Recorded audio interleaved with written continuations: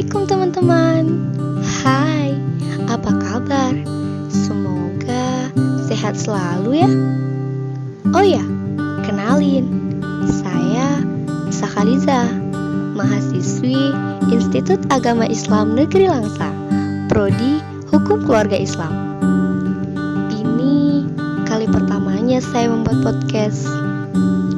Dan di sini saya akan membahas tentang pendidikan digital untuk generasi milenial. Pastinya teman-teman sudah pada tahu nih masalah teknologi yang sekarang sangat berkembang pesat. Sehingga pendidikan pun sekarang lebih banyak menggunakan produk digital seperti HP, laptop, dan lain sebagainya. Namun dengan berkembangnya teknologi bukan malah memberikan peluang untuk pendidikan yang baik, tapi malah menghancurkan generasi melalui HP yang dijadikan sebagai ajang perjudian melalui game online. Sehingga moral anak generasi sekarang itu sangat-sangat tidak baik. Baiklah, sekarang kita bahas tentang pendidikannya. Kalian pasti sudah tahu dong pengertian pendidikan.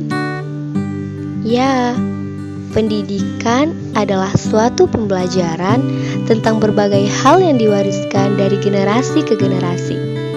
Pendidikan menurut Ki Hajar Dewantara adalah proses menuntun segala kekuatan kodrat manusia sebagai manusia yang memiliki akal dalam menguasai pengetahuan pada peserta didik, dengan tujuan manusia dapat meningkatkan derajatnya melalui pendidikan yang setinggi-tingginya.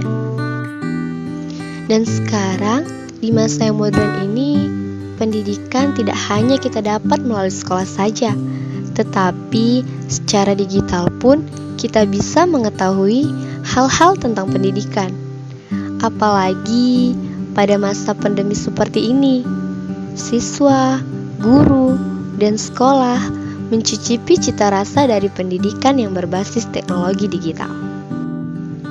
Digitalisasi pendidikan adalah sebuah konsekuensi logis dari perubahan zaman. Tidak ada satu pihak pun yang bisa memprediksi bahwa teknologi akan diadopsi begitu cepat oleh industri dan masyarakat. Namun, dalam beberapa tahun terakhir, muncul cukup banyak opini dan prediksi, baik dari akademisi maupun profesional mengenai pro kontra digitalisasi bidang pendidikan di Indonesia. Beberapa pihak menganggap bahwa digitalisasi pendidikan akan berpotensi menimbulkan dampak buruk bagi kultur pendidikan dan kualitas siswa Indonesia. Dan salah satu kritik digitalisasi pendidikan yang lain adalah pengabaian peran guru sebagai sumber pengetahuan.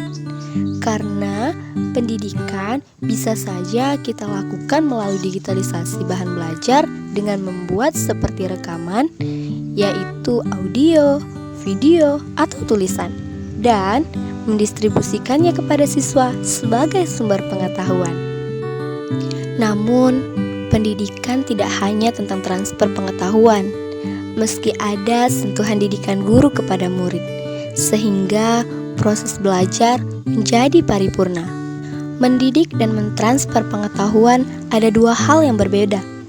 Kita bisa melihat dari tradisi ulama dan ilmuwan yang senantiasa membutuhkan proses interaksi langsung antara murid dengan guru atau mentornya.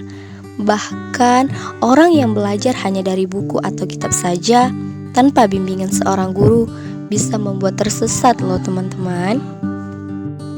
Nah, bagaimana nih menurut kalian tentang pendidikan digitalisasi? Jika menurut saya, sistem pendidikan digital akan lebih memberi ruang pada siswa untuk bisa berpikir kritis serta merancang gagasan penyelesaian yang baik. Dan apalagi di masa sekarang bahwasannya teknologi digital sudah menjadi kebutuhan bagi sebagian masyarakat kita yang terkhususnya bidang pendidikan. Apalagi di Indonesia nih, upaya dan inisiatif digitalisasi pendidikan telah cukup lama dimulai, meskipun berjalan dengan lambat. Adapun peringanan baik itu kekurangan ataupun kelebihan jika kita menerapkan sistem digitalisasi pendidikan. Yang pertama, mengurangi beban biaya siswa untuk membeli buku pelajaran, buku latihan soal, dan bimbingan belajar. Ya, walau digitalisasi membutuhkan kuota yang merepotkan. Yang kedua, meringankan beban siswa saat ke sekolah dan mencegah siswa lupa membawa buku. Iya, walau digitalisasi, terkadang juga jarang mereka baca. Yang ketiga, mempermudah akses siswa untuk belajar kapanpun dan dimanapun. Ya, walau kadang bukan pelajaran yang mereka buka, namanya juga generasi milenial. Keempat, menghemat waktu dan tenaga guru dalam menjalankan proses pembelajaran. Dan yang kelima, teknologi media pembelajaran digital juga sangat bermanfaat bagi guru dan siswa. Pendidikan adalah sektor penting bagi sebuah bangsa. Tak hanya terkait kualitas manusia, pendidikan juga menentukan pertumbuhan ekonomi, kebudayaan, serta politik, hingga ketahanan sebuah bangsa. Jadi, sudah jelas kan bahwa pendidikan itu sangat penting, baik secara digital ataupun tidak. Karena pendidikan sudah ada dari zaman ke zaman, bahkan generasi ke generasi, sampai pada saat ini. If your action inspire others to dream more, play more, do more, and become more, you are a leader. Yang artinya, jika tindakanmu menginspirasi orang lain untuk bermimpi lebih banyak, belajar lebih banyak, berbuat lebih banyak, dan menjadi lebih banyak, kamu adalah seorang pemimpin.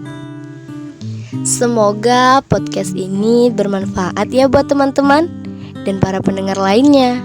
Saya Misa Khaliza, mohon maaf bila ada kata yang salah, baik secara sengaja ataupun tidak. Dah, sampai bertemu lagi.